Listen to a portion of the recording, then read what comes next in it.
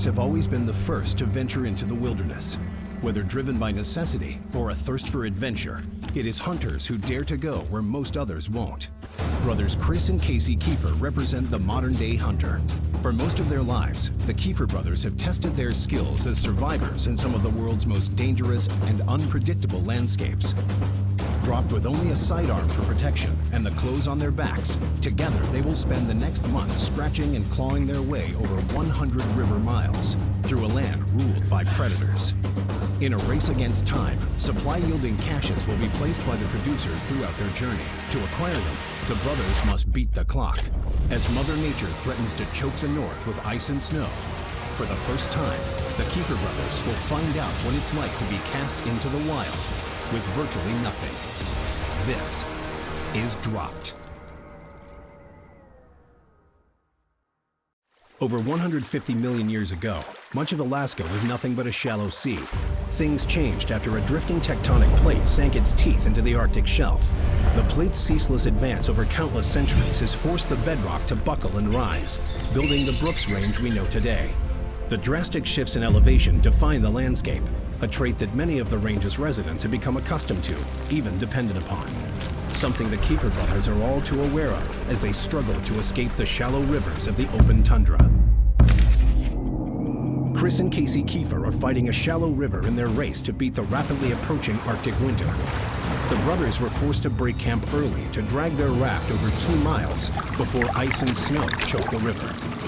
They have another 2 miles to validate their second cache, with hopes of acquiring a few more precious tools to help survive sharp winds and freezing temperatures. This is ridiculous. What I wanted, weather and water. Chris and I chose to bow stern our way down through this high, skinny water. It's actually a really good method to move through this skinny stuff because you can get in and out of the boat really quick and really easy.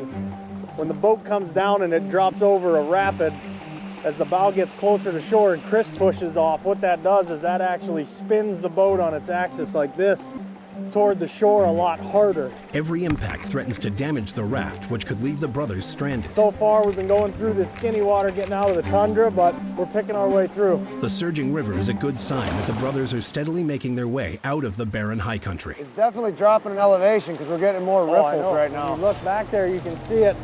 See the layers, like down, flat, ripple, flat. It comes all the way through there. The rivers that flow on the south side of Alaska's Brooks Range start in high elevation. As they flow towards the valley below, the river's gradient will vary. Oftentimes, areas of relatively low gradient only drop a few feet in elevation per mile. In other sections, the river will drop drastically over a short distance and will turn a once calm river into turbulent rapids. These unpredictable and fast-moving sections of the river are oftentimes littered with large boulders that can prove fatal to a raft or a rafter. In stretches like these, rafting can turn violent in a matter of seconds. It's had to drop 20 degrees since we started rolling. Oh yeah, the wind's got some bite. Freeze.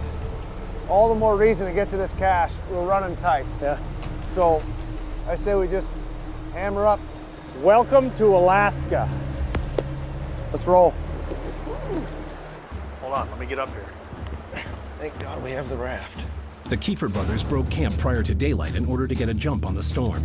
Changing river flows and gradients have plagued the morning float and only compounded their troubles on the water, but they're about to reach a critical point. The water is beginning to pick up speed, allowing them to cover long distances in short bursts. It will also mean equally long distances of calm, shallow water. Without oars to propel them, these calm sections of the river will eat away at valuable time, something they can't afford to waste if they hope to validate their second cache. Woo! Good little section of fast water. A steep drop in elevation has rocketed the brothers almost a mile down the river through a fast stretch of water littered with boulders. A narrow escape that has made up valuable time. So, first snowfall, first couple of stands of good spruce. All in all, feels pretty good. Feels good to get down out of that high country, man. Get down into here where we got some trees. Gives us a little sense of shelter and way better for a fire. We have had to navigate some rapids for sure and some rocky sections, but we're making do. We're getting by, rolling down the river. Oh, come on. Are you kidding me? The river's gradient has bottomed out. I mean, we still got to find a cache. The slow, shallow water means Chris and Casey will be forced to drag the raft the last half mile. The Keefer brothers are fighting the river as they battle the elements in search of their second supply cache. With limited vision in the face of a blizzard and only 14 minutes left to find and validate the cache, the brothers must be extra vigilant in their search. They're saying we're at the coordinates right now. A lot of good that does us. As the brothers struggle to maintain a healthy internal temperature, their bodies use up resources that would otherwise be available for mental processes. As a result, the mind is more likely to make mistakes or choose the easy option rather than the correct one. Everyday decisions can quickly become life-threatening scenarios because of the extreme environment they find themselves in.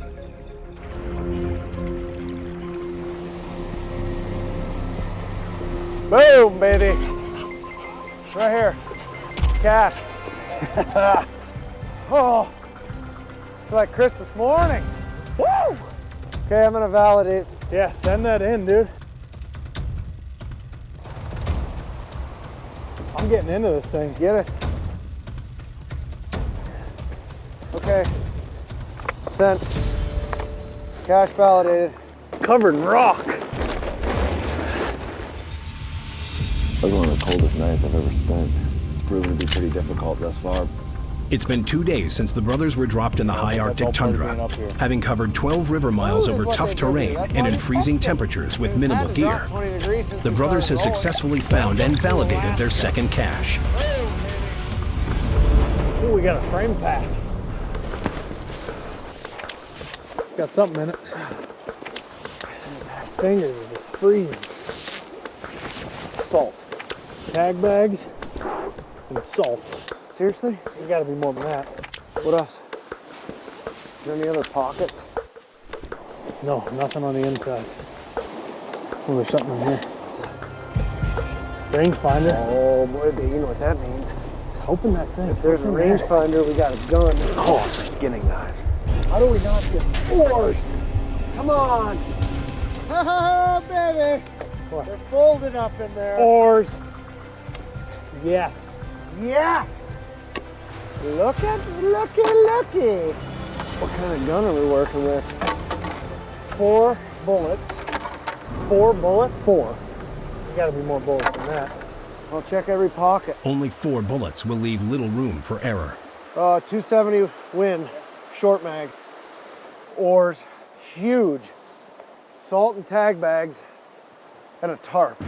The brothers' second supply cache proves critical for taking down big game. The meat care kit contains iodized salt, synthetic game bags, and skinning knives. These items will help prepare and preserve game meat and hides for several weeks, if they can find game.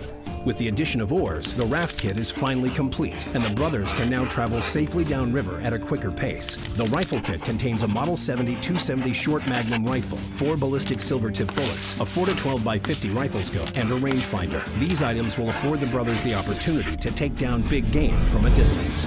Those oars are gonna be huge. Because I'm done with the sticks and the rowing. We got oars now. Finding oars in the cache means less time spent on the river. Valuable time the brothers can spend searching for food. Okay, yeah, here we go. All right, cache validated. Your next cache is located 15 miles downriver. That's 15 miles far. That's far. So at this point, with this weather, I say we just keep moving and try to find a spot for this evening, since we got more daylight. I'm not camping here, no way. All right. Let's just keep rolling, dude. We're already in it. Best way to stay warm is to keep on pushing. Let me get this all buttoned back up. So they got a frame pack. Put that in there. Where's that rangefinder? I don't have it. I think I put it back. Yeah, it's back. The salt and the tag bags is great. It just means we can take something down. What we should do is just lay this stuff, and then let's just tarp it. Yeah. Tarping the raft will protect what little gear the brothers have by keeping it dry. It's a good tarp, too. Hey, you want to throw your stick? Yeah. Look at that, too. They're very invigorating. Yeah. Down. Success, man. Cache 2 down. All right. Man. Let's keep moving. I'm starting to get chilly. All right. Look at that. Tell you what, winter's coming fast. It's Alaska, baby. That's how she rolls. You ready? Yeah, I'm ready. Oh. Ah, yeah. Perfect. As the sun peaks in the sky on the brothers' third day in Alaska, the cloud cover burns off, taking the winter storm that has barraged them all morning with it. The elation of finding oars in their second cache is short-lived, as they find themselves in shallow water. As the day drags on, the brothers' pace continues to lessen. This morning's push to the cache sapped their reserves, and they find themselves running on fumes. It's just wild how when you're flying in here, everything looks so tame and so peaceful from the air or from a distance. The land looks level and flat. The river doesn't look too daunting, and then you get down here. There's nothing flat about it. The rivers are nasty, but that's what we sign up for, you know? It's not the postcard you see, it's the real deal. This whole time, Casey and I have been kind of going down this river. We're looking to see if we can't pick up some protein along the way. The thing about the tundra is it's so vast, and then out of nowhere, you'll run into a herd of caribou, or you'll see a moose, and you're like, where did he come from? But it's a little discouraging when you can see 5 miles in all directions, and you don't see anything. Warmer temperatures take hold as Chris and Casey slog their way through a long, flat stretch of river. Their primary goal now is to reach tree line, where food will be more prevalent. Hey, Chris, right there. What's on that left bank? What? Where? What is it? Hey, it's a bear. He's coming this way. Keep your eyes on him. Hey, bear! It's like 150 yards. If we lose him in this tall brush, it's going to be brutal. Standing over 12 feet tall, an adult male grizzly in the fall can weigh more than 1,200 pounds and run up to 40 miles per hour over long distances. Their paws have 4-inch claws that are specialized tools to dig up roots, even in frozen ground. They are strong enough to kill an adult caribou in a single blow, and their bite force is over 1,200 psi, strong enough to crush a bowling ball. These bears that call Alaska home are known to roam several hundred miles. Losing sight of him now means Chris and Casey risk stumbling upon him somewhere downriver. Hey, bear! Hey, you see him? No. Hey, bear! Came down the hillside right at us. And now we have no idea where he is. The problem is where we last saw him is right there. This river bends and goes right by there. We're just taking our time, just gonna kind of talk out loud, yell at him. There are more than 30,000 bears in Alaska. Meeting one up close is something the brothers always try to avoid. Stay alert. Grizzly bears are found in many different habitats across North America. They are normally solitary animals and not typically territorial. However, they are known to congregate where food is plentiful. A grizzly attacking a human is uncommon, but their temperament can easily change if cornered, surprised, or a mother's cub is endangered. This is not the first encounter the brothers have had with grizzlies, nor will it be the last. A threat the brothers must always be aware of when traversing the wilds of Alaska. With a bear in the immediate vicinity, Chris and Casey are forced to continually stop and check their surroundings with each new bend in the river. We just want to see what's ahead of us. Anytime you can use the land to kind of get a grasp of what's up in front of you, you got to do it. Especially with a bear in the area. For once, I'm glad there's no trees. We can see for miles. The brothers make use of a small hill to see out and around their surrounding location, also known as glassing. This vantage point allows the brothers to see for miles in all directions, as they hope to spot the grizzly before it spots them. But we'd have seen him if he's gone. Yeah, but the grass is real tall here. Look at those mountains, man. They're closing in all around us, though.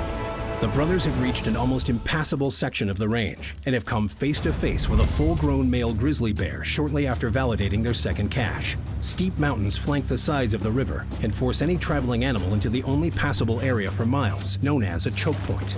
Animals in the surrounding area will be forced to funnel into this concentrated chute, making it a prime hunting habitat.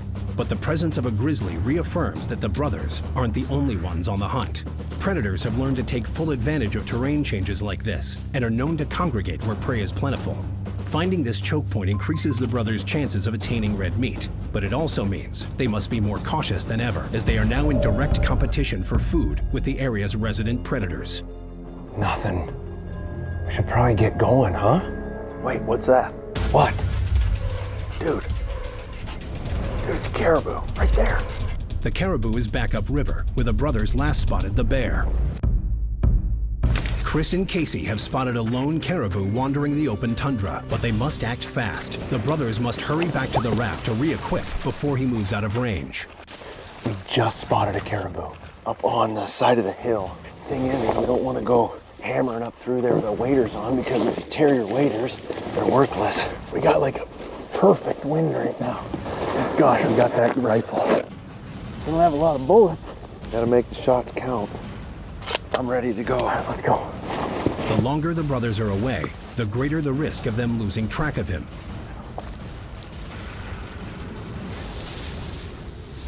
Caribou hair matches perfectly against the backdrop of the open tundra, acting as a camouflage against predators. Is he still there? Right there, right there. The left, going left or right, see him? Hey, what's the range on him? There are many factors the brothers must take into consideration before taking a shot: pressure, velocity, and distance. The primer found in a bullet spits fire, creating gas and increasing pressure that launches the bullet forward within a millisecond. The weight of the bullet and the pressure acting upon the bullet determines both its velocity and distance. As the bullet leaves the muzzle, wind, air, and gravity impact its energy and trajectory, slowing it down and arching its path. Adding in wind direction and a moving target makes it that much more difficult. A strict code of ethics will not permit the brothers to take a poor shot, even in these extreme circumstances. 196. 196. 196. Shoot him for 200. Where'd he go? I don't know. All I can see is white. And it disappeared. Right there. See his head just popped up. Oh yeah, he's right there. See him? All right, he's standing up. Got him.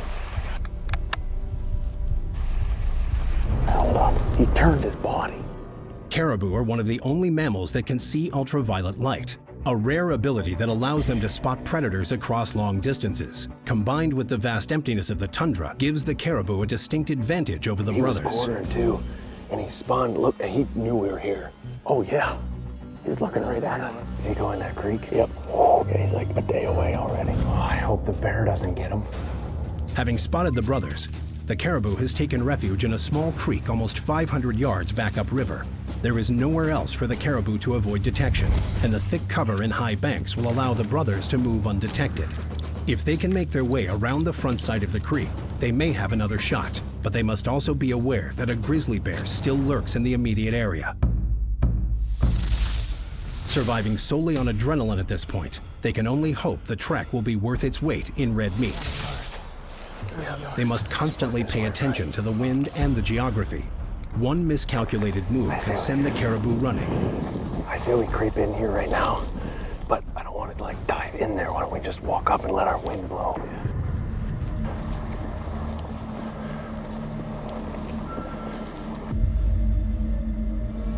Whoa, whoa, whoa,